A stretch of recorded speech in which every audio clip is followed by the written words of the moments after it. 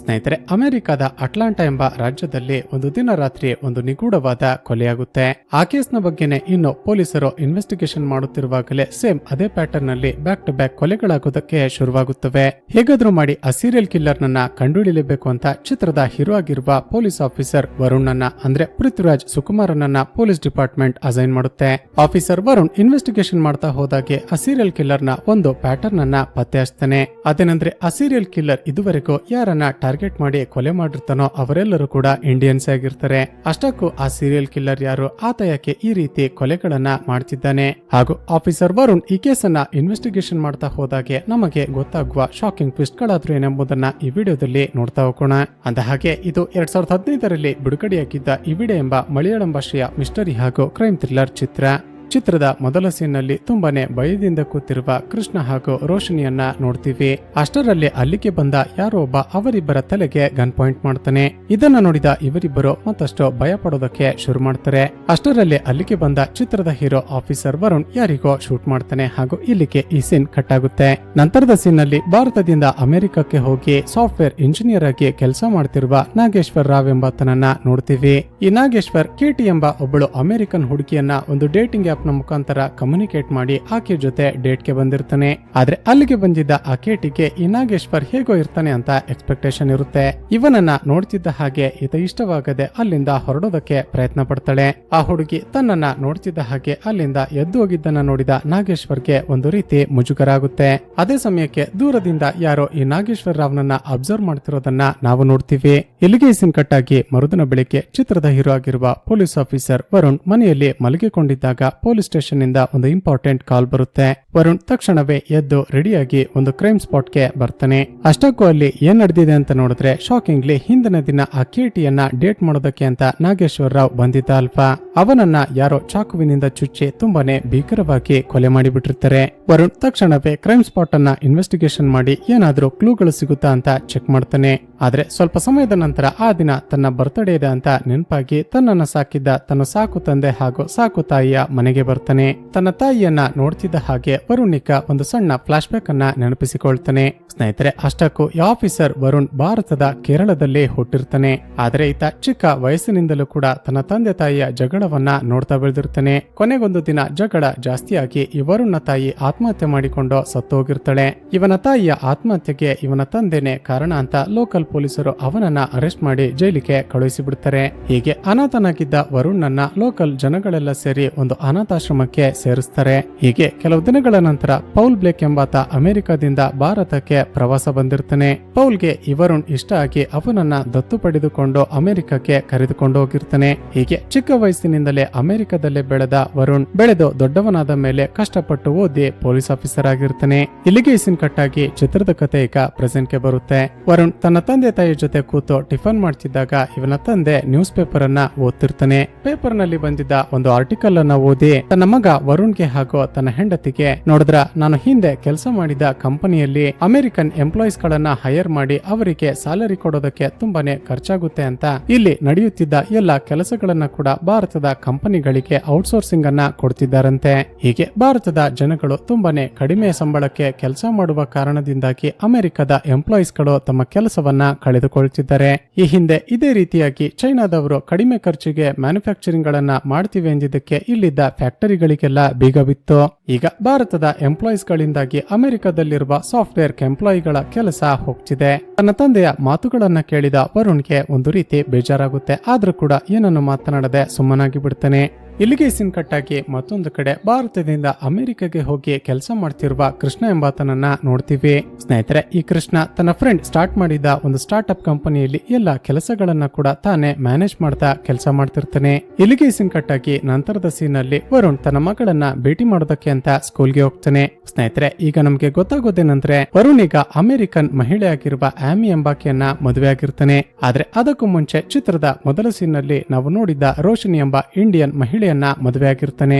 ಈ ವರುಣ್ ಹಾಗೂ ರೋಷನಿಗೆ ತ್ರಿಷಾ ಎಂಬ ಮಗಳು ಕೂಡ ಜನಿಸಿರ್ತಾಳೆ. ಆದ್ರೆ ದಿನಗಳು ಕಳೆದಂತೆ ಇಬ್ಬರ ಮಧ್ಯ ಜಗಳ ಶುರುವಾಗಿ ಕೊನೆಗೆ ಇಬ್ಬರು ಡೈವರ್ಸ್ ಪಡೆದುಕೊಂಡಿರ್ತಾರೆ. ವರುಣ್ ತನಗೆ ಸಮಯ ಸಿಕ್ಕಾಗಲೆಲ್ಲ ತನ್ನ ಮಗಳನ್ನ ಹೋಗಿ ಭೇಟಿ ಮಾಡ್ತಿರ್ತಾನೆ. ಇಲ್ಲಿಗೆ ಸಿಂಕಟ್ಟಾಗಿ ಮರುದಿನ ಬೆಳಿಗ್ಗೆ ಕೃಷ್ಣನ ಕಂಪನಿಗೆ ರೋಷಿನಿ ಹೊಸದಾಗಿ ಕೆಲಸಕ್ಕೆ ಸೇರಿಕೊಳ್ತಾಳೆ. ರೋಷನಿಯನ್ನ ನೋಡ್ತಿದ್ದ ಹಾಗೆ ಕೃಷ್ಣಗೆ ಆಶ್ಚರ್ಯ ಆಗುತ್ತೆ. ಆತ ರೋಷನಿಯನ್ನ ನೋಡಿ, ಅಷ್ಟಕ್ಕೂ ಈ ಪೊಸಿಷನ್ ಖಾಲಿದೆ ಅಂತ ಹೇಳಿದ್ದು ಅಮೆರಿಕನ್ ಸಿಟಿಸನ್ಸ್ಗೆ ಮಾತ್ರನೇ, ನೀವೇಗೆ ಈ ಪೊಸಿಷನ್ಗೆ ಸೆಲೆಕ್ಟ್ ಆದ್ರಿ ಅಂತ ಕೇಳ್ತಾನೆ. ಅದಕ್ಕೆ ರೋಷಿನಿ, ಸರ್ ನೀವು ಕೇಳಿದ್ದೆಲ್ಲ ಸರಿನೇ, ನಾನು ಕೆಲವು ವರ್ಷಗಳ ಹಿಂದೆ ಅಮೆರಿಕನ್ ಸಿಟಿಸನ್ ಆಗಿದ್ದ ಒಬ್ಬ ಹುಡುಗನನ್ನ ಮದ್ವೆ ಆಗಿದ್ದ ಕಾರಣ ನನಗೂ ಕೂಡ ಅಮೆರಿಕನ್ ಸಿಟಿಸನ್ಶಿಪ್ ಸಿಕ್ಕಿತ್ತು. ಅದಕ್ಕೇನೆ ನಾನು ಇಂಟರ್ವ್ಯೂ ನಲ್ಲಿ ಸೆಲೆಕ್ಟ್ ಆಗಿ ಈಗ ಕೆಲಸಕ್ಕೆ ಬಂದಿದ್ದೀನಿ ಅಂತ ಹೇಳ್ತಾಳೆ. ಸರಿ, ನಿಮ್ಮ ಗಂಡ ಈಗ ಎಲ್ಲಿದ್ದಾನೆ? ಇಷ್ಟು ದಿನ ನೀವ್ಯಾಕೆ ಕೆಲಸ ಮಾಡ್ತಿರ್ಲಿಲ್ಲ ಅಂತ ಕೃಷ್ಣ ಕೇಳ್ತಾನೆ.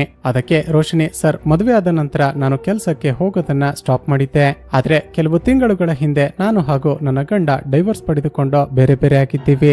ಈಗ ಮತ್ತೆ ಕೆಲಸಕ್ಕೆ ಸೇರಿಕೊಳ್ಳುವ ಅವಶ್ಯಕತೆ ಉಂಟಾಯ್ತು. ಅದಕ್ಕೇನೆ ಈಗ ಜಾಬ್ ಅಪ್ಲೈ ಮಾಡಿ ಇಲ್ಲಿಗೆ ಬಂದಿದ್ದೀನಿ ಅಂತ ಹೇಳ್ತಾಳೆ. ಇದಾದ ನಂತರ ಕೃಷ್ಣ ರೋಷಿನಿಯನ್ನ ಹೈರ್ ಮಾಡಿದ HR ಬಳಿಗೆ ಬರ್ತಾನೆ. ಕೋಪದಲ್ಲಿ ಆ HR ಗೆ, ನಾನು ಈ ಪೊಸಿಷನ್ಗೆ ಹೈರ್ ಮಾಡು ಅಂತ ಹೇಳಿದ್ದು ಇಲ್ಲೇ ಹುಟ್ಟಿ ಬೆಳೆದಿರುವ ಅಮೆರಿಕನ್ ಸಿಟಿಸನ್ಗೆ, ಆದ್ರೆ ನೀನ್ ನೋಡಿದ್ರೆ ಅಮೆರಿಕನ್ ಸಿಟಿಸನ್ ಅನ್ನ ಮದುವೆಯಾಗಿ ಸಿಟಿಸನ್ಶಿಪ್ ಪಡೆದುಕೊಂಡಿರುವ ಮಹಿಳೆಯನ್ನ ಹೈರ್ ಮಾಡಿದ್ಯಾ? ಮೊದಲೇ ಭಾರತೀಯ ಮೂಲದ ಎಂಪ್ಲಾಯಿಗಳನ್ನ ಹೈರ್ ಮಾಡ್ತಿರೋದ್ರಿಂದ ಹೊರಗಡೆ ಎಷ್ಟೊಂದು ಗಲಾಟೆಗಳಾಗ್ತಿದೆ ಅಂತ ನಿನ್ಗೂ ಕೂಡ ಗೊತ್ತಿದೆ ಅಲ್ವಾ? ಇನ್ ಮುಂದೆ ಯಾವುದೇ ಕಾರಣಕ್ಕೂ ಈ ರೀತಿಯ ತಪ್ಪುಗಳನ್ನ ಮಾಡ್ಬೇಡ ಅಂತ HR ಗೆ ವಾರ್ನ್ ಮಾಡ್ತಾನೆ. ಸ್ನೇಹಿತರೆ, ಇಲ್ಲಿ ಈ ಕೃಷ್ಣನ ಬಗ್ಗೆ ಗೊತ್ತಾಗುವ ಮತ್ತೊಂದು ವಿಷಯವೇನೆಂದ್ರೆ, ಅಷ್ಟಕ್ಕೂ ಈ ಕೃಷ್ಣ ಈಗ ಮ್ಯಾನೇಜ್ ಮಾಡ್ತಿರುವ ಕಂಪನಿಯನ್ನ ಭಾರತದಲ್ಲಿರುವ ಮಹೇಶ್ ಎಂಬಾತ ಸ್ಟಾರ್ಟ್ ಮಾಡಿರ್ತಾನೆ. ಆದ್ರೆ ಕೃಷ್ಣ ಮಾತ್ರ ಅದು ತನ್ನದೇ ಕಂಪನಿ ಎನ್ನುವ ರೀತಿ ಎಲ್ಲವನ್ನ ಮ್ಯಾನೇಜ್ ಮಾಡ್ತಾ ಕಂಪನಿಯನ್ನ ಗ್ರೋತ್ ಮಾಡ್ತಿರ್ತಾನೆ. ಜೊತೆಗೆ ಕೃಷ್ಣ ಮುಂದಿನ ದಿನಗಳಲ್ಲಿ ಕಂಪನಿಯ CEO ಆಗ್ಬೇಕು ಅಂತ ಕೂಡ ಆಸೆಯನ್ನ ಇಟ್ಟುಕೊಂಡಿರ್ತಾನೆ. ಹೀಗೆ ದಿನಗಳು ಕಳೆದಂತೆ ಭಾರತ ಮೂಲದವರಾಗಿದ್ದ ರೋಶ್ನಿ ಹಾಗೂ ಕೃಷ್ಣರ ಮಧ್ಯ ಫ್ರೆಂಡ್ಶಿಪ್ ಶುರುವಾಗುತ್ತೆ. ಇಲ್ಲಿಗೆ ಸಿಂಕಟ್ಟಾಗಿ ಕೆಲವು ದಿನಗಳ ನಂತರ ಕಂಪನಿಯ MD ಆಗಿರುವ ಮಹೇಶ್ ಅಮೆರಿಕಾಗೆ ಬರ್ತಾನೆ. ಆತ ಕಾರ್ನಲ್ಲಿ ಬರ್ತಿದ್ದಾಗ ಕೃಷ್ಣ, ನನ್ನ ಮಗ ಇಂಡಿಯಾದಲ್ಲಿ ಮತ್ತೆ ಡ್ರಗ್ಸ್ ಅನ್ನ ಕನ್ಸ್ಯೂಮ್ ಮಾಡೋದಕ್ಕೆ ಹೋಗಿ ಕಾಲೇಜ್ನ ಮ್ಯಾನೇಜ್ಮೆಂಟ್ ಕೈಯಲ್ಲಿ ತಗ್ಲಾಕೊಂಡಿದ್ದಾನೆ. ಅವನನ್ನ ಹೀಗೆ ಫ್ರೀ ಆಗಿರೋದಕ್ಕೆ ಬಿಟ್ರೆ ಆತ ಇದೇ ರೀತಿ ತರ್ಲೆ ಕೆಲಸಗಳನ್ನ ಮಾಡ್ಕೊಂಡು ಮತ್ತಷ್ಟು ಹಾಳಾಗಿ ಹೋಗ್ತಾನೆ. ನಾನು ಅವನನ್ನ ಅಮೆರಿಕಾಗೆ ಕಳುಹಿಸಿಕೊಡ್ತೀನಿ. ನೀನು ಅವನಿಗೆ ನಮ್ಮ ಕಂಪನಿಯ ಕೆಲಸಗಳಲ್ಲಿ ಬ್ಯುಸಿಯಾಗಿಟ್ಟು ಅವನನ್ನ ಚೇಂಜ್ ಮಾಡು ಅಂತ ಹೇಳ್ತಾನೆ. ಇಲ್ಲಿಗೆ ಸಿನ್ಕಟ್ಟಾಗಿ ಮತ್ತೊಂದು ಕಡೆ ಕೊಲೆಯಾಗಿದ್ದ ಆ ನಾಗೇಶ್ವರ ರಾವ್ನ ಕೇಸನ್ನ ಈಗ ವರುಣ್ ಇನ್ವೆಸ್ಟಿಗೇಟ್ ಮಾಡ್ತಿರ್ತಾನೆ. ಅವನ ಬ್ಯಾಕ್ ಗ್ರೌಂಡ್ ಅನ್ನ ಚೆಕ್ ಮಾಡಿದಾಗ ಗೊತ್ತಾಗುತ್ತೇನಂದ್ರೆ, ನಾಗೇಶ್ವರ್ಗೆ ಈಗಾಗಲೇ ಭಾರತದಲ್ಲಿ ಮದುವೆಯಾಗಿ ಒಬ್ಬಳು ಹೆಂಡತಿ ಕೂಡ ಇದ್ದಾಳೆ. ಜಾಬ್ ಅಪರ್ಚುನಿಟಿಗೆ ಅಂತ ಅಮೆರಿಕಾಗೆ ಬಂದಿದ್ದ ಈ ನಾಗೇಶ್ವರ್ ಆಗಾಗ ಅಮೆರಿಕನ್ ಹುಡುಗಿಯರ ಜೊತೆ ಆನ್ಲೈನ್ ನಲ್ಲಿ ಡೇಟಿಂಗ್ ಅನ್ನ ಮಾಡ್ತಿರ್ತಾನೆ. ಇಲ್ಲಿಗೆ ಸಿನ್ಕಟ್ಟಾಗಿ ಮತ್ತೊಂದು ಕಡೆ ಮಹೇಶ್ ನ ಮಗ ಕಂಪನಿಗೆ ಬಂದು ಜಾಯ್ನ್ ಆಗ್ತಾನೆ. ಮತ್ತೊಂದು ಕಡೆ ವರುಣ್ ಜೊತೆ ಈಗ ಮದುವೆ ಆಗಿರುವ ಆಮಿ ಒಬ್ಳು ಪ್ರೆಸ್ ರಿಪೋರ್ಟರ್ ಆಗಿ ಕೆಲಸ ಮಾಡ್ತಿರ್ತಾಳೆ. ಆಮಿಯ MD ಯಾವುದಾದ್ರೂ ಬ್ರೇಕಿಂಗ್ ನ್ಯೂಸ್ ಅನ್ನ ಕೊಡುವಂತ ತುಂಬಾನೇ ಫೋರ್ಸ್ ಮಾಡ್ತಿದ್ದ ಕಾರಣ ತನ್ನ ಗಂಡ ಹೇಗಿದ್ರು ನಾಗೇಶ್ವರ್ನ ಕೊಲೆಯ ಕೇಸನ್ನ ಇನ್ವೆಸ್ಟಿಗೇಷನ್ ಮಾಡ್ತಿದ್ದ ಅಲ್ವಾ, ಅವನಿಗೆ ಕಾಲ್ ಮಾಡಿ ಕೇಸ್ನ ಬಗ್ಗೆ ಏನಾದ್ರೂ ಇನ್ಫಾರ್ಮೇಶನ್ ಸಿಗುತ್ತಾ ಅಂತ ಚೆಕ್ ಮಾಡ್ತಾಳೆ. ಆದ್ರೆ ವರುಣ್ ಮಾತ್ರ ಈ ಕೇಸ್ನ ಎಲ್ಲ ವಿಷಯಗಳು ಕೂಡ ತುಂಬಾನೇ ಕಾನ್ಫಿಡೆನ್ಷಿಯಲ್ ಅಂತ ಹೇಳಿಬಿಡ್ತಾನೆ. ಮತ್ತೊಂದು ಕಡೆ ದಿನಗಳು ಕಳೆದಂತೆ ಒಂದೇ ಕಂಪನಿಯಲ್ಲಿ ಕೆಲಸ ಮಾಡ್ತಿದ್ದ ಕೃಷ್ಣ ಹಾಗೂ ರೋಷಿನಿ ಒಟ್ಟಿಗೆ ಸುತ್ತಾಡ್ತಾ ಮತ್ತಷ್ಟು ಹತ್ತಿರವಾಗೋದಕ್ಕೆ ಶುರು ಮಾಡ್ತಾರೆ. ಮತ್ತೊಂದು ಕಡೆ ತನ್ನ ಗಂಡ ಕೇಸ್ನ ಬಗ್ಗೆ ಯಾವುದೇ ಇನ್ಫಾರ್ಮೇಶನ್ ಅನ್ನ ಕೊಡ್ತಿಲ್ಲ ಅಂತ ಆಮಿ ವರುಣ್ನ ಜೊತೆ ಜಗಳ ಮಾಡೋದಕ್ಕೆ ಶುರು ಮಾಡ್ತಾಳೆ. ಇಲ್ಲಿಗೆ ಸಿನ್ಕಟ್ಟಾಗಿ ಮರುದಿನ ಬೆಳಿಗ್ಗೆ ವರುಣ್ ನಾಗೇಶ್ವರ್ ರಾವ್ನ ಮೊಬೈಲ್ ಹಿಸ್ಟರಿಯನ್ನ ಚೆಕ್ ಮಾಡ್ತಿದ್ದಾಗ ಒಂದು ವಿಷಯವನ್ನ ಅಬ್ಸರ್ವ್ ಮಾಡ್ತಾನೆ. ಅದೇನೆಂದ್ರೆ, ನಾಗೇಶ್ವರ್ ಕೊಲೆಯಾಗೋದಕ್ಕೂ ಮುಂಚೆ 2 ದಿನಗಳ ಕಾಲ ಒಂದೇ ನಂಬರ್ಗೆ ಪದೇ ಪದೇ ಕಾಲ್ ಮಾಡಿರ್ತಾನೆ. ತಕ್ಷಣವೇ ಆ ನಂಬರ್ ಯಾರ್ದು ಅಂತ ಚೆಕ್ ಮಾಡೋದಕ್ಕೆ ಆ ನಂಬರ್ಗೆ ಕಾಲ್ ಮಾಡಿದಾಗ ಫೋನ್ ಅನ್ನ ಕೃಷ್ಣ ಪಿಕ್ ಮಾಡ್ತಾನೆ. ಇನ್ನೇನು ಕೃಷ್ಣನ ಜೊತೆ ಮಾತನಾಡಬೇಕು ಅನ್ನುವಷ್ಟರಲ್ಲೇ ಇವನ ಜೊತೆ ಕೆಲಸ ಮಾಡ್ತಿದ್ದ ಸ್ಟೀವನ್ ಎಂಬ ಮತ್ತೊಬ್ಬ ಪೊಲೀಸ್ ಆಫೀಸರ್ ತಕ್ಷಣವೇ ಬಾ ಅಂತ ಕರೀತಾನೆ. ಏನ್ ವಿಷಯ ಅಂತ ಹೋಗಿ ನೋಡಿದ್ರೆ, ನಾಗೇಶ್ವರ್ ಕೊಲೆಯಾಗೋದಕ್ಕೂ ಮುಂಚೆ ಒಂದು CCTV ಕ್ಯಾಮೆರಾದಲ್ಲಿ ರೆಕಾರ್ಡ್ ಆಗಿರ್ತಾನೆ. ಅದರಲ್ಲಿ ಯಾರೋ ಒಬ್ಬ ಅನ್ನೋನ್ ವ್ಯಕ್ತಿ ಇವನ ಜೊತೆ ಮಾತನಾಡಿ ಇವನನ್ನ ಎಲ್ಲಿಗೋ ಕರೀತಿರುವ ರೀತಿ ರೆಕಾರ್ಡ್ ಆಗಿರುತ್ತೆ. ಆದ್ರೆ ನಾಗೇಶ್ವರ್ ಹತ್ತಿರ ಬಂದಿದ್ದ ಆ ವ್ಯಕ್ತಿ ಯಾರು ಅಂತ ನೋಡೋದಕ್ಕೆ ಪ್ರಯತ್ನ ಪಡ್ತಾರೆ. ಆದ್ರೆ ಆ ವ್ಯಕ್ತಿ ಕಂಪ್ಲೀಟ್ ಆಗಿ ತನ್ನ ಮುಖವನ್ನ ಮಾಸ್ಕ್ ಮಾಡಿಕೊಂಡಿದ್ದ ಕಾರಣ ಆತ ಯಾರು ಅಂತಾನೆ ಗೊತ್ತಾಗೋದಿಲ್ಲ. ಇಲ್ಲಿಗೆ ಸಿನ್ಕಟ್ಟಾಗಿ ಮತ್ತೊಂದು ಕಡೆ ಕೃಷ್ಣ ಮ್ಯಾನೇಜ್ ಮಾಡ್ತಿರುವ ಆ ಕಂಪನಿಯಲ್ಲಿದ್ದ ಮಿಶೆಲ್ ಎಂಬ ಒಬ್ಬಳು ಎಂಪ್ಲಾಯಿ ಅವನಿಗೆ ಯಾವಾಗ್ಲೂ ಲೈನ್ ಹೊಡಿತಿರ್ತಾಳೆ. ಕೃಷ್ಣನ ಜೊತೆ ಹೇಗಾದ್ರೂ ಮಾಡಿ ರಿಲೇಶನ್ಶಿಪ್ ನಲ್ಲಿ ಇರಬೇಕು ಅಂತ ಅವನಿಗೆ ತನ್ನ ನ್ಯೂಡ್ ಫೋಟೋಸ್ ಗಳನ್ನ ಸೆಂಡ್ ಮಾಡ್ತಿರ್ತಾಳೆ. ಕೃಷ್ಣಗೆ ಈ ಮಿಶೆಲ್ ನ ಇಂಟೆನ್ಷನ್ ಗೊತ್ತಿದ್ರು ಕೂಡ ಏನು ಮಾತನಾಡದೆ ಸುಮ್ನಿರ್ತಾನೆ. ಮತ್ತೊಂದು ಕಡೆ ಈ ವಿಷಯ ಮಹೇಶ್ಗೆ ಗೊತ್ತಿಲ್ಲದೆ ಆ ಮಿಶೆಲ್ ನನಗೆ ಸೆಟ್ ಮಾಡಿಕೊಡು ಅಂತ ಬಂದು ಕೃಷ್ಣನ ಬಳಿ ಕೇಳ್ತಾನೆ. ಮತ್ತೊಂದು ಕಡೆ ಈ ಮಹೇಶ್ನ ಮಗ ಕಂಪನಿಯ ರೆಸ್ಪಾನ್ಸಿಬಿಲಿಟೀಸ್ ಗಳನ್ನ ತೆಗೆದುಕೊಳ್ಳೋದನ್ನ ಬಿಟ್ಟು ಯಾವಾಗಲೂ ಆಫೀಸ್ ನ ವಾಶ್ರೂಮ್ಗೆ ಹೋಗಿ ಡ್ರಗ್ಸ್ ಅನ್ನ ಕನ್ಸ್ಯೂಮ್ ಮಾಡ್ತಾ ನಶೆಯಲ್ಲೇ ತೇಲಾಡ್ತಿರ್ತಾನೆ. ಇಲ್ಲಿಗೆ ಸೀನ್ ಕಟ್ಟಾಗಿ ಮರುದಿನ ಬೆಳಿಗ್ಗೆ ವರುಣ್ ನಾಗೇಶ್ವರ್ ಕೆಲಸ ಮಾಡ್ತಿದ್ದ ಟ್ರಾನ್ಸ್ಪೋರ್ಟ್ ಕಂಪನಿಗೆ ಇನ್ವೆಸ್ಟಿಗೇಷನ್ ಮಾಡೋದಕ್ಕೆ ಅಂತ ಹೋಗ್ತಾನೆ. ಅಲ್ಲಿ ಇನ್ವೆಸ್ಟಿಗೇಷನ್ ಮಾಡಿದಾಗ ಗೊತ್ತಾಗುತ್ತೆ ಕೊಲೆಯಾಗಿರುವ ಆ ನಾಗೇಶ್ವರ್ ಟ್ರಾನ್ಸ್ಪೋರ್ಟ್ ಕಂಪನಿಯಲ್ಲಿ ಸಾಫ್ಟ್ವೇರ್ ಎಂಜಿನಿಯರ್ ಆಗಿ ಕೆಲಸ ಮಾಡ್ತಿದ್ದ ಅಂತ. ಹಾಗೂ ಆತ ಇತ್ತೀಚೆಗೆ ತಾನೆ ಕಂಪನಿಗೆ ಹೆಲ್ಪ್ ಆಗುವ ರೀತಿ ಒಂದು ಸಾಫ್ಟ್ವೇರ್ ಅನ್ನ ರೆಡಿ ಮಾಡಿರ್ತಾನೆ. ಆ ನಾಗೇಶ್ವರ್ ರೆಡಿ ಮಾಡಿದ್ದ ಆ ಸಾಫ್ಟ್ವೇರ್ ನಿಂದಾಗಿ ಆ ಸಾಫ್ಟ್ವೇರ್ ಕಂಪನಿಯಲ್ಲಿ ಲಾಸ್ ಮೇಕಿಂಗ್ ನಲ್ಲಿದ್ದ ಎಲ್ಲ ರೂಟ್ಸ್ ಗಳನ್ನ ಬಂದ್ ಮಾಡಿ ಕೇವಲ ಕಂಪನಿಗೆ ಪ್ರಾಫಿಟ್ ಮಾಡ್ತಿದ್ದ ರೂಟ್ ಅನ್ನ ಮಾತ್ರನೇ ನಡೆಸ್ತಿರ್ತಾರೆ.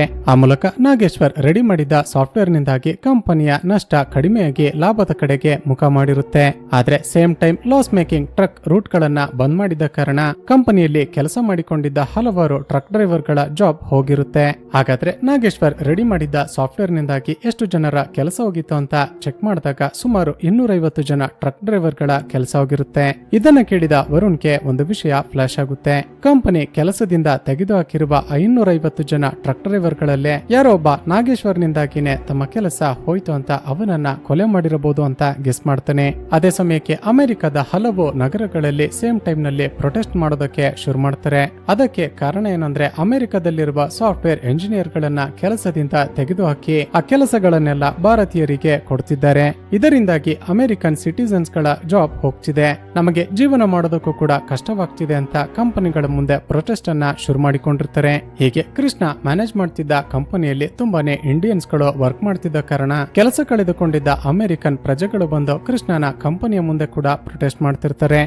ಇಲ್ಲಿಗೆ ಸೀನ್ ಕಟ್ಟಾಗಿ ಅದೇ ದಿನ ರಾತ್ರಿ ಕೃಷ್ಣನ ಕಂಪನಿಯಲ್ಲೇ ಕೆಲಸ ಮಾಡ್ತಿದ್ದ MS ಸಿಂಗ್ ಎಂಬಾತ ತನ್ನ ಫ್ಯಾಮಿಲಿ ಜೊತೆ ಮೂವಿಗೆ ಹೋಗಿರ್ತಾನೆ. ಹೀಗೆ ಮೂವಿಯ ಇಂಟರ್ವಲ್ ಬಿಟ್ಟಾಗ ಯಾರಿಗೋ ಗೊತ್ತಾಗದ ಹಾಗೆ MS ಸಿಂಗ್ ನನ್ನ ವಾಶ್ರೂಮ್ ನ ಒಳಗಡೆ ಚಾಕುವಿನಿಂದ ಚುಚ್ಚಿ ಸಾಯಿಸಿ ಬಿಡ್ತಾನೆ. ನಂತರ ಡೆಡ್ ಬಾಡಿಯನ್ನ ಯಾರಿಗೂ ಕೂಡ ಗೊತ್ತಾಗದ ಹಾಗೆ ತೆಗೆದುಕೊಂಡು ಹೋಗಿ ರೈಲ್ವೆ ಹಳಿಯ ಮೇಲೆ ಡಿಸ್ಪೋಸ್ ಮಾಡಿಬಿಡ್ತಾನೆ. ಈಗ ಸೇಮ್ ಪ್ಯಾಟರ್ನ್ ನಲ್ಲಿ ಮತ್ತೊಂದು ಕೊಲೆಯಾಗಿರುವುದನ್ನ ನೋಡಿದ ವರುಣ್ಗೆ ಮತ್ತಷ್ಟು ಶಾಕ್ ಆಗುತ್ತೆ. ಕೊಲೆಯಾಗಿರುವ ಇಬ್ಬರು ಕೂಡ ಕೃಷ್ಣನ ಕಂಪನಿಗೆನೆ ಸಂಬಂಧಪಟ್ಟ ಿರೋರಾಗಿರೋದ್ರಿಂದ ಕೃಷ್ಣನನ್ನ ತಕ್ಷಣವೇ ಪೊಲೀಸ್ ಸ್ಟೇಷನ್ಗೆ ಇನ್ವೆಸ್ಟಿಗೇಷನ್ ಮಾಡೋದಕ್ಕೆ ಅಂತ ಕರೆಸ್ತಾನೆ. ಮೊದಲಿಗೆ ವರುಣ್ MS ಸಿಂಗ್ ನ ಬಗ್ಗೆ ವಿಚಾರಿಸಿದಾಗ ಆತ ಕಂಪನಿಯಲ್ಲಿ ಕೆಲಸ ಮಾಡ್ತಿದ್ದಾಗ ಈ ಕೃಷ್ಣನ ಜೊತೆ ಆಗಾಗ ಜಗಳ ಮಾಡ್ತಿದ್ದ ಅಂತ ಗೊತ್ತಾಗುತ್ತೆ. ಅದೇ ವಿಷಯವನ್ನ ಹೇಳ್ತಾ ಕೃಷ್ಣ ನೀನೇ ತಾನೆ MS ಸಿಂಗ್ ನನ್ನ ಸಾಯಿಸಿರೋದು, ಕೆಲಸ ಮಾಡುವ ಜಾಗದಲ್ಲಿ ಅವನಿಗೋ ನಿನಗೋ ಯಾವುದೇ ಕಾರಣಕ್ಕೆ ಜಗಳ ಆಗಿ ಅವನನ್ನ ನೀನೆ ಸಾಯಿಸಿದ್ಯಾ ತಾನೆ, ಆ ಕಿಲ್ಲರ್ ನೀನೇ ತಾನೆ ಹೇಳು ಅಂತ ರೇಗ್ತಾನೆ. ಅದಕ್ಕೆ ಕೃಷ್ಣ ಸರ್ ಏನ್ ಹೇಳ್ತಿದ್ದೀರಾ, ನಾನ್ ಯಾಕೆ ಈ ಕೊಲೆಯನ್ನ ಮಾಡ್ಬೇಕು, ಒಂದು ಕಂಪನಿ ಅಂದ ಮೇಲೆ ಸಣ್ಣ ಪುಟ್ಟ ವಿಷಯಕ್ಕೆ ಆಗಾಗ ಜಗಳ ಆಗೋದು ಕಾಮನ್ ಅಲ್ವಾ. ಅದಕ್ಕೆ ವರುಣ್ ಸರಿಯಾಗಾದ್ರೆ ಕೆಲವು ದಿನಗಳ ಹಿಂದೆ ನಾಗೇಶ್ವರ್ ಎಂಬ ಒಬ್ಬ ಇಂಜಿನಿಯರ್ ಕೊಲೆಯಾದ ಅಲ್ವಾ, ಅವನ ಬಗ್ಗೆ ನಿನ್ಗೇನ್ ಗೊತ್ತು ಅಂತ ಕೇಳ್ತಾನೆ. ಅದಕ್ಕೆ ಕೃಷ್ಣ ಗೊತ್ತಿಲ್ಲ ಸರ್ ಅಂತ ಹೇಳ್ತಾನೆ. ಅದಕ್ಕೆ ವರುಣ್ ನಿನಗೆ ನಾಗೇಶ್ವರ್ ಯಾರು ಅಂತ ಗೊತ್ತಿಲ್ಲ ತಾನೆ, ಹಾಗಾದ್ರೆ ಆತ ಕೊಲೆಯಾಗೋದಕ್ಕೂ 2 ದಿನಗಳ ಮುಂಚೆ ನಿನ್ಗೆ ಪದೇ ಪದೇ ಯಾಕೆ ಕಾಲ್ ಮಾಡಿದ್ದಾನೆ. ಅದಕ್ಕೆ ವರುಣ್ ಹೇಳೋದೇನೆಂದ್ರೆ ಸರ್ ನನಗೆ ಗೊತ್ತಿಲ್ಲ ಅಂತ ಹೇಳಿದ್ದು ಆತ ನನ್ಗೆ ಫ್ರೆಂಡ್ ಅಲ್ಲ ಅಂತ ಅಷ್ಟೇ, ಆದ್ರೆ ಆತ ಕೂಡ ಸಾಫ್ಟ್ವೇರ್ ಕಂಪನಿಯಲ್ಲಿ ಕೆಲಸ ಮಾಡ್ತಿದ್ದ ಕಾರಣ ಯಾವ್ದಾದ್ರು ಡೀಲ್ಗೋಸ್ಕರ ನನ್ಗೆ ಕಾಲ್ ಮಾಡಿರ್ಬೋದಲ್ವಾ ಅಂತ ರಿಟರ್ನ್ ಕ್ವಶನ್ ಕೇಳ್ತಾನೆ. ಹೀಗೆ ವರುಣ್ ತುಂಬಾನೇ ರೂಡ್ ಆಗಿ ಕೃಷ್ಣನನ್ನ ಇನ್ವೆಸ್ಟಿಗೇಷನ್ ಮಾಡ್ತಿರೋದನ್ನ ಇವನ ಹೈಯರ್ ಆಫೀಸರ್ ನೋಡ್ತಾನೆ. ವರುಣ್ ಆ ಕೃಷ್ಣನ ವಿರುದ್ಧ ನಮ್ಗೆ ಯಾವುದೇ ಎವಿಡೆನ್ಸ್ ಗಳು ಸಿಕ್ಕಿಲ್ಲ, ಹೀಗಿರುವಾಗ ಅವನನ್ನ ಕರೆದು ಹೀಗೆ ರೂಡ್ ಆಗಿ ಬಿಹೇವ್ ಮಾಡೋದು ಸರಿಯಲ್ಲ ಅಂತ ಅವನನ್ನ ಅಲ್ಲಿಂದ ಕಳುಹಿಸಿ ಬಿಡ್ತಾರೆ.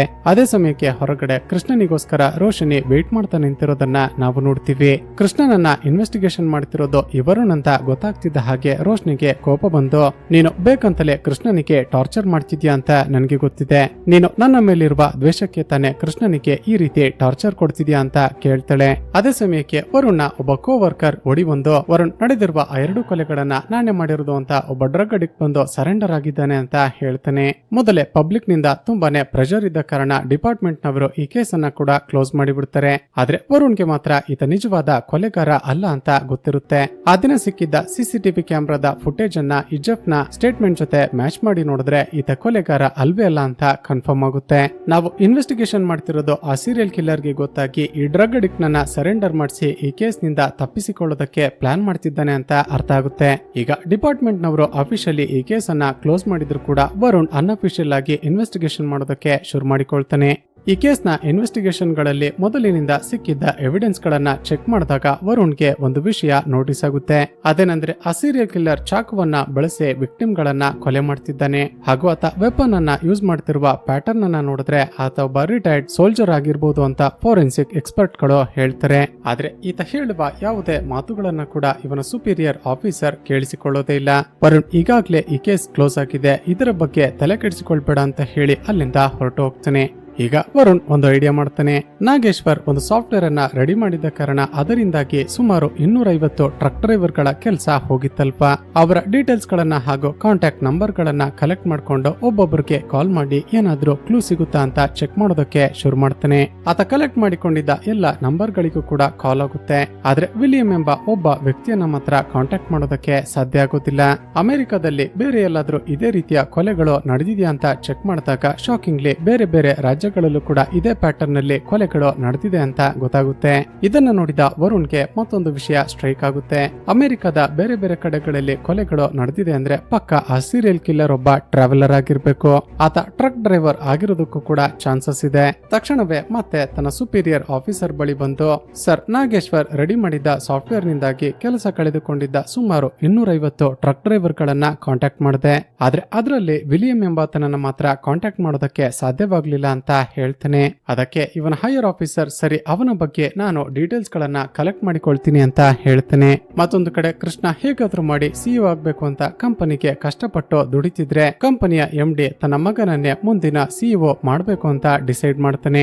ಇದನ್ನ ನೋಡಿದ ಕೃಷ್ಣಗೆ ತುಂಬಾನೇ ಬೇಜಾರು ಹಾಗೂ ಕೋಪ ಬರುತ್ತೆ. ತನ್ನ ಪರ್ಸನಲ್ ಟೈಮ್ ಅನ್ನ ಕೂಡ ಲೆಕ್ಕ ಮಾಡದೆ ಕಂಪನಿಗಾಗಿ ದುಡಿದ್ರೆ ಎಂಡಿ ನೋಡಿದ್ರೆ ಅವನ ಮಗನನ್ನೇ ಸಿಇಒ ಆಗಿ ಮಾಡ್ಬೇಕು ಅಂತ ಡಿಸೈಡ್ ಮಾಡಿದ್ದಾನೆ. ಹೇಗಾದ್ರೂ ಮಾಡಿ ನಾನೇ ಈ ಕಂಪನಿಯ ಸಿಇಒ ಆಗ್ಬೇಕು ಅಂತ ಡಿಸೈಡ್ ಮಾಡ್ತಾನೆ. ಅದೇ ಸಮಯಕ್ಕೆ ಮತ್ತೊಂದು ಕಡೆ ವರುಣ್ಗೆ ಒಂದು ಶಾಕಿಂಗ್ ಟ್ವಿಸ್ಟ್ ರಿವೀಲ್ ಆಗುತ್ತೆ. ಇವನ ಹೈಯರ್ ಆಫೀಸರ್ ವಿಲಿಯಂ ಎಂಬ ಟ್ರಕ್ ಡ್ರೈವರ್ ನ ಬಗ್ಗೆ ಡೀಟೇಲ್ಸ್ ಗಳನ್ನ ಕಲೆಕ್ಟ್ ಮಾಡಿಕೊಳ್ತೀನಿ ಅಂತ ಹೇಳಿದ್ದ ಅಲ್ಪ. ಆ ವಿಲಿಯಂ ಎಂಬ ಟ್ರಕ್ ಡ್ರೈವರ್ ಈಗಾಗಲೇ ಸತ್ತು ಹೋಗಿದ್ದಾನೆ ಅಂತ ಇವನ ಹೈಯರ್ ಆಫೀಸರ್ ಬಂದು ಇನ್ಫಾರ್ಮ್ ಮಾಡ್ತಾನೆ. ಇದನ್ನ ಕೇಳಿದ ವರುಣ್ಗೆ ಒಂದೇ ಸರಿ ಶಾಕ್ ಆಗಿ ಹೋಗುತ್ತೆ. ಆ ವಿಲಿಯಂ ನಿಜವಾಗ್ಲೂ ಸತ್ತು ಹೋಗಿದ್ದಾನ ಅಥವಾ ಬೇರೆ ಯಾರದೋ ಡೆಡ್ ಬಾಡಿಯನ್ನ ತೋರಿಸಿ ತಾನೇ ಸತ್ತು ಹೋಗಿದ್ದೀನಿ ಅನ್ನುವ ರೀತಿ ಸ್ಟೇಜ್ ಮಾಡಿದ್ದಾನ ಅಂತ ಅನುಮಾನ ಶುರುವಾಗುತ್ತೆ. ಇದನ್ನೆಲ್ಲ ನೋಡಿದ ವರುಣ್ ಈಗ ಒಂದು ಐಡಿಯಾ ಮಾಡ್ತಾನೆ. ಆ ಸೀರಿಯಲ್ ಕಿಲ್ಲರ್ ಮಾಡ್ತಿರುವ ಕೊಲೆಗಳನ್ನ ಹೇಗಾದ್ರೂ ಮಾಡಿ ತಪ್ಪಿಸಬೇಕು ಅಂತ ಡಿಸೈಡ್ ಮಾಡಿ ತನ್ನ ಹೆಂಡತಿ ಆಮಿಯ ಬಳಿ ಹೋಗಿ ಎಲ್ಲ ಡೀಟೇಲ್ಸ್ ಗಳನ್ನ ಹೇಳಿಬಿಡ್ತಾನೆ. ತಕ್ಷಣವೇ ಆಮಿ ಇದನ್ನೆಲ್ಲ ಬ್ರೇಕಿಂಗ್ ನ್ಯೂಸ್ ಮಾಡೋದಕ್ಕೆ ಶುರು ಮಾಡ್ತಾಳೆ.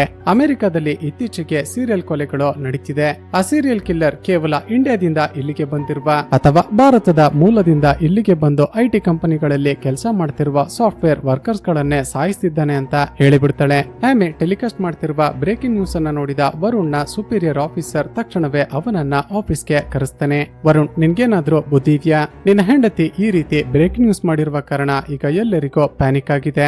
ಎಸ್ಪೆಷಲಿ ಇಂಡಿಯಾದಿಂದ ಇಲ್ಲಿಗೆ ಬಂದು ಕೆಲಸ ಮಾಡ್ತಿರುವ ಇಂಡಿಯನ್ ವರ್ಕರ್ಸ್ ಎಲ್ಲ ಭಯ ಪಡ್ತಿದ್ದಾರೆ.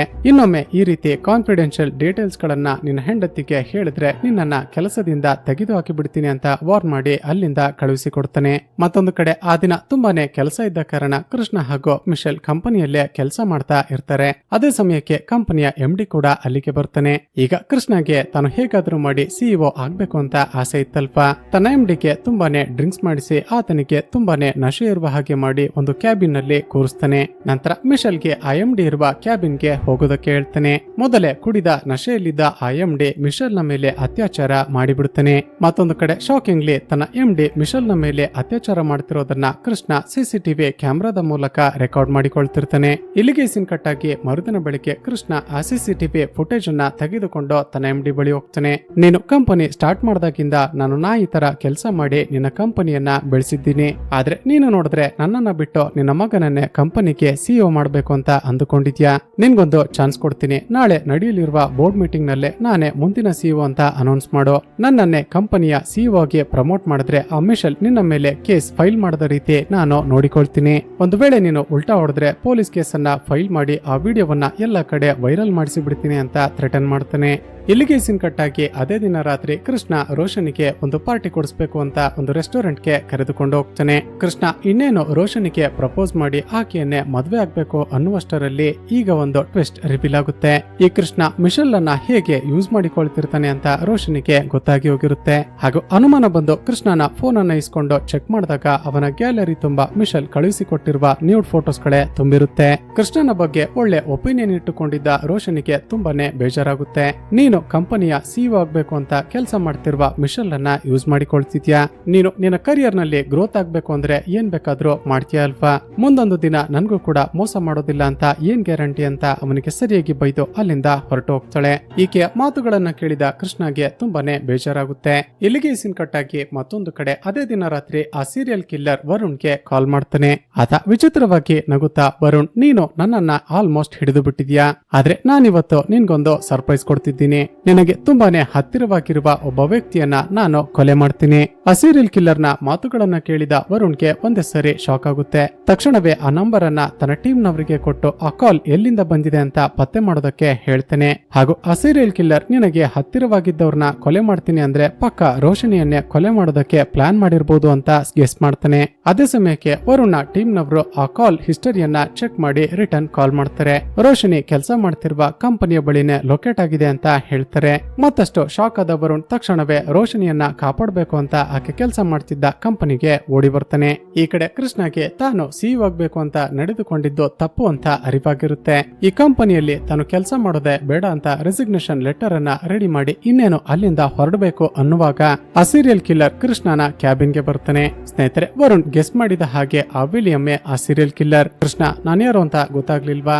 ನೀನಿವತ್ತು ನನ್ನ ಕೈಯಿಂದಲೇ ಸಾಯ್ತೀಯ ಅಂತ ವಿಚಿತ್ರವಾಗಿ ನಗ್ತಾನೆ. ಇವನ ಮಾತುಗಳನ್ನ ಕೇಳಿದ ಕೃಷ್ಣಗೆ ಶಾಕ್ ಆಗುತ್ತೆ.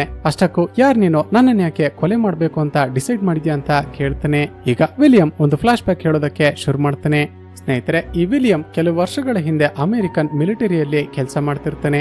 ಆದ್ರೆ ತನ್ನ ಫ್ಯಾಮಿಲಿಯನ್ನ ಬಿಟ್ಟಿರೋದಕ್ಕೆ ತುಂಬಾನೇ ಕಷ್ಟ ಆಗಿ ಮಿಲಿಟರಿ ಜಾಬ್ಗೆ ರಿಸೈನ್ ಮಾಡಿ ಯಾವ್ದಾದ್ರು ಸಾಫ್ಟ್ವೇರ್ ಜಾಬ್ ಅನ್ನ ಮಾಡೋಣ ಅಂತ ಒಂದು ಕೋರ್ಸ್ ಅನ್ನ ಮಾಡಿ ಸಾಫ್ಟ್ವೇರ್ ಜಾಬ್ಗೆ ಸೇರಿಕೊಂಡಿರ್ತಾನೆ. ಆದ್ರೆ ಈ ವಿಲಿಯಂ ಕೆಲಸ ಮಾಡ್ತಿದ್ದ ಕಂಪನಿಗೆ ಈ ಕೃಷ್ಣ ವಿಲಿಯಂಗಿಂತ ಕಡಿಮೆ ಸಂಬಳಕ್ಕೆ ಕೆಲಸಕ್ಕೆ ಸೇರಿಕೊಂಡ ಕಾರಣ ವಿಲಿಯಂನನ್ನ ಕೆಲಸದಿಂದ ತೆಗೆದುಹಾಕಿ ಬಿಡ್ತಾರೆ. ಬೇರೆ ದಾರಿ ಇಲ್ಲದೆ ವಿಲಿಯಂ ಬೇರೆ ಕಂಪನಿಗೆ ಕೆಲಸಕ್ಕೆ ಸೇರಿಕೊಂಡಿರ್ತಾನೆ. ಆದ್ರೆ ಅಲ್ಲೂ ಕೂಡ ಭಾರತದಿಂದ ಕೆಲಸಕ್ಕೆ ಬರುತ್ತಿದ್ದ ಎಂಪ್ಲಾಯಿಗಳು ಕಡಿಮೆ ಸಂಬಳಕ್ಕೆ ಕೆಲಸ ಮಾಡ್ತಿದ್ದ ಕಾರಣ ಎಲ್ಲ ಕಡೆ ಇವನನ್ನ ಕೆಲಸದಿಂದ ತೆಗೆದುಹಾಕ್ತಿರ್ತಾರೆ. ಕೊನೆಗೆ ಯಾವ ಐಟಿ ಕಂಪನಿಗಳಲ್ಲೂ ಕೂಡ ಕೆಲಸ ಸಿಗದ ಕಾರಣ ಟ್ರಕ್ ಡ್ರೈವರ್ ಆಗಿ ಕೆಲಸ ಮಾಡೋದಕ್ಕೆ ಶುರು ಮಾಡಿರ್ತಾನೆ. ಆದ್ರೆ ಈತ ಕೆಲಸ ಮಾಡ್ತಿದ್ದ ಟ್ರಕ್ ಡ್ರೈವಿಂಗ್ ಕಂಪನಿಯಲ್ಲೂ ಕೂಡ ನಾಗೇಶ್ವರ್ ಒಂದು ಸಾಫ್ಟ್ವೇರ್ ಅನ್ನ ರೆಡಿ ಮಾಡಿದ ಕಾರಣ ಇವನ ಕೆಲಸ ಹೋಗಿರುತ್ತೆ. ಈಗ ಪ್ರೆಸೆಂಟ್ ನಲ್ಲಿ ವಿಲಿಯಂ ತುಂಬಾನೇ ಕೋಪದಿಂದ, ನೀವೆಲ್ಲ ಎಲ್ಲಿಂದಲೋ ಬಂದು ಕಡಿಮೆ ಸಂಬಳಕ್ಕೆ ಕೆಲಸ ಮಾಡ್ತಿರುವ ಕಾರಣ ನಮ್ಮ ಕೆಲಸ ಹೋಗ್ತಿದೆ. ನಿಮ್ಮಂತವರಿಂದಾಗಿನೇ ನನ್ನ ಫ್ಯಾಮಿಲಿಯನ್ನ ಸರಿಯಾಗಿ ನೋಡಿಕೊಳ್ಳೋದಕ್ಕಾಗದೆ ನನ್ನ ಹೆಂಡತಿ ಡಿವೋರ್ಸ್ ಮಾಡಿ ಹೊರಟು ಹೋದ್ಲು. ಈ ರೀತಿ ಅಮೆರಿಕನ್ನರ ಜಾಬ್ ಗಳನ್ನ ಕಿತ್ತುಕೊಳ್ತಿರುವ ನಿಮ್ಮನ್ನ ಕೊಲೆ ಮಾಡ್ಬೇಕು ಅಂತ ನಾನೊಂದು ಪ್ಲಾನ್ ಮಾಡಿದೆ. ಮೊದಲಿಗೆ ನಾನು ಸತ್ತು ಹೋಗಿದ್ದೀನಿ ಅಂತ ಎಲ್ಲರೂ ಅಂದುಕೊಳ್ಳುವ ಹಾಗೆ ಬೇರೊಬ್ಬ ವ್ಯಕ್ತಿಯನ್ನ ಸಾಯಿಸಿ ನನ್ನ ಜಾಗದಲ್ಲಿ ಅವನನ್ನ ಇರಿಸಿ ಎಲ್ಲರೂ ನಾನೇ ಸತ್ತು ಹೋಗಿದ್ದೀನಿ ಅನ್ನುವ ರೀತಿ ಸ್ಟೇಜ್ ಮಾಡಿದೆ. ಅಮೆರಿಕದ ಯಾವ್ಯಾವ ಜಾಗಗಳಲ್ಲಿ ನಿಮ್ಮಂತವರು ಬಂದು ಜಾಬ್ ಅನ್ನ ಕಿತ್ತುಕೊಂಡಿರ್ತಾರೋ ಅವರನ್ನೆಲ್ಲ ಟಾರ್ಗೆಟ್ ಮಾಡಿ ಕೊಲೆ ಮಾಡೋದಕ್ಕೆ ಶುರು ಮಾಡುತ್ತೆ. ಈ ಮಧ್ಯೆ ಆಫೀಸರ್ ವರುಣ್ಗೆ ಟ್ರಕ್ ಡ್ರೈವರ್ ಈ ಸೀರಿಯಲ್ ಕಿಲ್ಲರ್ ಅಂತ ಅನುಮಾನ ಬಂದಿದೆ ಅಂತ ಗೊತ್ತಾಯ್ತು. ಪೊಲೀಸರ ಗಮನವನ್ನ ಬೇರೆ ಕಡೆ ಡೈವರ್ಟ್ ಮಾಡಬೇಕು ಅಂತಾನೆ ಡ್ರಗ್ಸ್ ಅಡಿಕ್ಟ್ ಆಗಿದ್ದ ಜೆಫ್ ಎಂಬಾತನನ್ನ ಪೊಲೀಸರಿಗೆ ಸರೆಂಡರ್ ಆಗುವ ಹಾಗೆ ಮಾಡಿದೆ. ಈಗ ನನ್ನ ಕೈಯಲ್ಲಿ ಕೊಲೆಯಾಗುವ ಸರತಿ ನಿನ್ನದು ಅಂತ ಅವನ ತಲೆಗೆ ಗನ್ ಪಾಯಿಂಟ್ ಮಾಡುವಷ್ಟರಲ್ಲಿ ವರುಣ್ ಅಲ್ಲಿಗೆ ಬಂದು ಬಿಡ್ತಾನೆ. ಆ ವಿಲಿಯಂ ಇನ್ನೇನು ಕೃಷ್ಣನನ್ನ ಸಾಯಿಸಿ ಬಿಡ್ತಾನೆ ಅನ್ನುವಷ್ಟರಲ್ಲಿ ವರುಣ್ ಕೂಗುತ್ತಾ, ವಿಲಿಯಂ ತಕ್ಷಣವೇ ನಿನ್ನ ಕೈಯಲ್ಲಿರುವ ಗನ್ ಅನ್ನ ಕೆಳಗಡೆ ಹಾಕು, ಇಲ್ಲ ಅಂದ್ರೆ ಶೂಟ್ ಮಾಡಿ ಬಿಡ್ತೀನಿ ಅಂತ ಹೆದರ್ಸ್ತಾನೆ. ಆದ್ರೆ ಅಷ್ಟರಲ್ಲಿ ಜೋರಾಗಿ ಶಬ್ದ ಆದ ಕಾರಣ ಅಲ್ಲಿಗೆ ಬಂದ ರೋಷನಿಗೆ ಗನ್ ಪಾಯಿಂಟ್ ಮಾಡ್ತಾನೆ. ಆಕೆಯನ್ನ ಕೂಡ ಎಳೆದುಕೊಂಡು ಬಂದು ಕೃಷ್ಣನ ಪಕ್ಕದಲ್ಲೇ ಕೂರಿಸಿ ಇಬ್ಬರ ತಲೆಗೂ ಗನ್ ಪಾಯಿಂಟ್ ಮಾಡ್ತಾನೆ. ವಿಲಿಯಂ ಇನ್ನೇನು ಕೃಷ್ಣಗೆ ಶೂಟ್ ಮಾಡಿ ಬಿಡ್ತಾನೆ ಅನ್ನುವಷ್ಟರಲ್ಲಿ ಒಂದು ಐಡಿಯಾ ಮಾಡಿದ ವರುಣ್ ಪಕ್ಕಕ್ಕೆ ಶೂಟ್ ಮಾಡ್ತಾನೆ. ಹೆದರಿಕೊಂಡ ವಿಲಿಯಂ ಗನ್ ಶೂಟ್ ಆದ ಕಡೆ ನೋಡ್ತಿದ್ದಾಗ ತಕ್ಷಣವೇ ಅವನಿಗೆ ಫೈರ್ ಮಾಡಿಬಿಡ್ತಾನೆ. ಬುಲೆಟ್ ಫೈರ್ ಆಗಿದ್ದ ಕಾರಣ ತೀವ್ರವಾಗಿ ಗಾಯವಾಗಿದ್ದ ವಿಲಿಯಂ ಆನ್ ದ ಸ್ಪಾಟ್ ಸತ್ತು ಹೋಗ್ತಾನೆ. ಇಲ್ಲಿಗೆ ಸೀನ್ ಕಟ್ ಆಗಿ ಚಿತ್ರದ ಎಂಡ್ ಸೀನ್ ನಲ್ಲಿ ವರುಣ್ ತನ್ನ ಮಗಳು ತ್ರಿಷಾ ಹಾಗೂ ಆಮಿ ಜೊತೆ ಸಂತೋಷದಿಂದ ಜೀವನ ನಡೆಸ್ತಿರ್ತಾನೆ. ಮತ್ತೊಂದು ಕಡೆ ಕೃಷ್ಣ ತನ್ನ ಕಂಪನಿಗೆ ರಿಸೈನ್ ಮಾಡಿ ರೋಷನಿಯನ್ನ ಮದುವೆಯಾಗಿ ಆಕೆ ಜೊತೆ ಸಂತೋಷದ ಜೀವನವನ್ನ ನಡೆಸ್ತಾನೆ. ಹಾಗೂ ಇಲ್ಲಿಗೆ ಈ ಚಿತ್ರ ಮುಕ್ತಾಯವಾಗುತ್ತೆ. ಸ್ನೇಹಿತರೆ, ಚಿತ್ರದ ಕತೆ ಇಷ್ಟವಾಗಿದ್ರೆ ಈ ವಿಡಿಯೋಗೆ ಒಂದು ಲೈಕ್ ಮಾಡಿ ಶೇರ್ ಮಾಡೋದನ್ನ ಮರೆಯಬೇಡಿ. ಇದೇ ರೀತಿಯ ವಿಡಿಯೋಸ್ಗಾಗಿ ಈ ಚಾನಲ್ ಅನ್ನ ಸಬ್ಸ್ಕ್ರೈಬ್ ಮಾಡಿಕೊಂಡು ಪಕ್ಕದಲ್ಲೇ ಇರುವ ಬೆಲ್ ಐಕಾನ್ ಅನ್ನ ಕ್ಲಿಕ್ ಮಾಡಿ.